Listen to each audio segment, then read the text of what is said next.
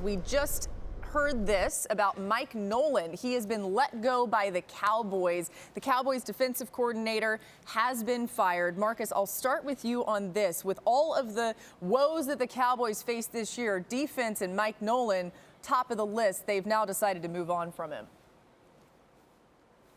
I mean, what y'all wanted me to say? It should have happened. Like, I mean, we all watched the Dallas Cowboys play defense.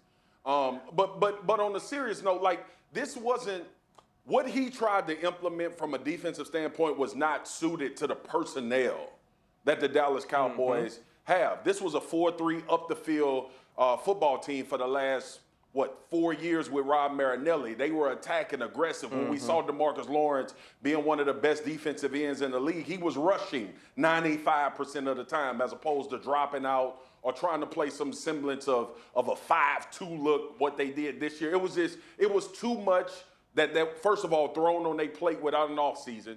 The scheme did not fit the personnel that you had, and this was the inevitable outcome of what we watched the Cowboys, how we watched them perform defensively. So Mike Nolan had to go. He said he wasn't going to fire McCarthy, but somebody had to get damn fired after this season. Ryan, what do you think?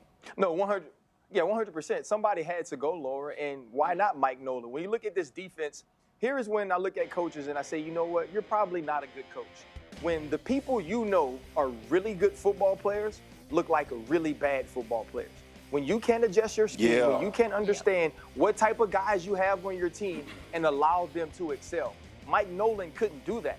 And on a team that had many reasons to be absolutely terrible, this was the largest reason. Now you get a chance to reset. You hope you get an offseason, but more importantly, you find someone that knows how to maximize the potential of the athletes you have on that side of the football. Let's bring in Phil Yates with more on this. Of course, this news coming down just now, first reported by Fox Sports, that Mike Nolan, the defensive coordinator of the Dallas Cowboys, has been fired. Phil, what more can you tell us about the decision? Yeah, Laura, a lot of people around the NFL anticipated some sort of change for the Cowboys. And when you're in the NFL, you start with 4 principal people. Is it the quarterback's fault? Nope, that's not the case here in Dallas. Is it the head coach's fault? It might be, but Jerry Jones, the owner, has backed Mike McCarthy. Then you go to the coordinators. We've got one coordinator in Kellen Moore who just got a new extension and is a coveted coaching prospect in his own right. And then you look at Mike Nolan, and both Swagu and Ryan spelled it out correctly. This was a doomed marriage from the beginning, an historically bad performance from the Cowboys this year. Too many players making too much money, looking like they had just begun their careers in the NFL this year for Dallas. Somebody had to go. Phil. Change was inevitable. Mike Nolan is the person who is the odd man out in this dynamic.